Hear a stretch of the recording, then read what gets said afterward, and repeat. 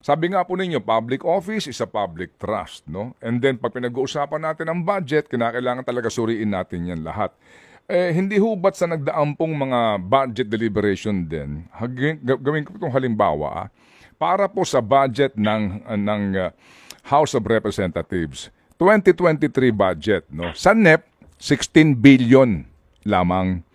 Paglabas po ng GAA, 28 billion na. 11.6 billion ang naidagdag. 2023 ha. 2024 sa NEP, 16.5 billion lang. Paglabas ng GIA, 28 billion na. 12.1 billion, 73% ang in-increase. Tanong namin dito, kailan pa po nagkaroon ng open public hearing para pag-usapan po ang budget ng Kamara? Yeah, actually yan, kasama yan sa dinidiscuss kapag deliberation ng budget. So nagkakaroon ng portion kung saan dyan ay... Kailan pa po ito? Kailan pa po ito pinag-usapan in open hearing at who defend the budget of the House? Ang nagde-defend po niyan ay member of the House din. Kasama siya doon sa plenary deliberation. Pero wala ito sa committee, ma'am? Wala ito sa committee? Sa committee, wala po sa committee. Oo. Ay bakit wala sa committee, ma'am? Bakit wala sa committee? Considering, ma'am, Madam Chair, na lahat ng departamento, lahat ng bureau, pinasisipot ninyo bakit pa pinag-uusapan na ang budget mismo ng Kamara, ba't walang committee hearing na para na mapapanood namin? Ano po siya? Kasama siya ng parang mga attached agencies din na dinideliberate. Oo nga no, wala po sa committee hearing yan. Anong attached agency?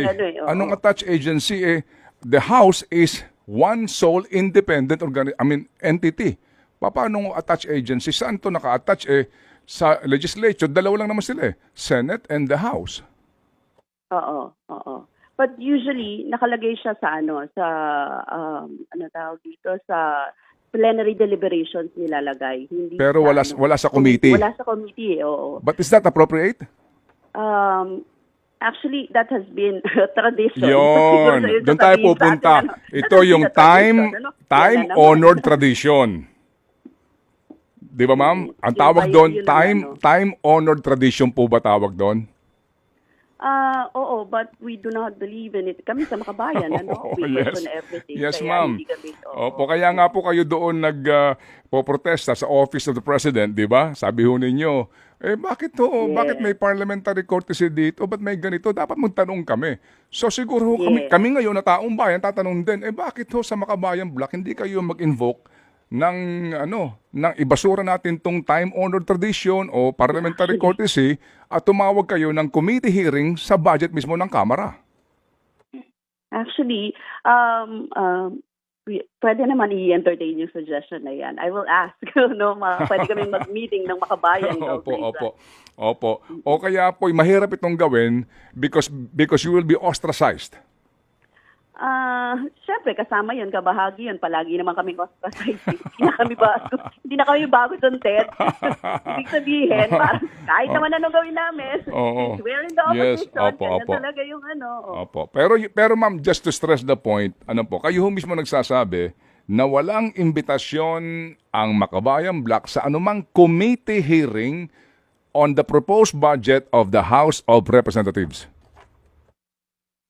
Oo, wala siya. Kasama lang siya sa plenary every time. Yes, opo. So yung nga po ang tanong din namin. So is it fair nga na meron kayong pinatatawag lahat ng department, bureaus, etc. to be present and to defend the budget pero ang House mismo walang committee hearing, walang defense niyan sa committee at doon na lang po yan inaaprubahan sa plenaryo nang hindi man lang po pinagdidebatehan? Hindi, pinagdedebatehan siya. Actually, wala lang natatanong. ganun yung itsura niyan. Walang nagtatanong, walang parang katulad din sa Senate, ganyan din yung form nila, di ba? So, it passes, pero in-open sa plenary for deliberation. So, yun sa plenaryo siya yung time na yun. Baka takot magtanong ang mga kongresista. Tapos kami, hindi naman na namin nabubusisi kasi nga, ang dami rin namin inaasikaso. But anyway, that's a good point. Opo, yes ma'am. That's Actually, a well ma'am. taken point. Opo, pero ma'am, kami ho dito, sincerely ho, we appreciate your presence kasi tatado na lang kayo dyan eh.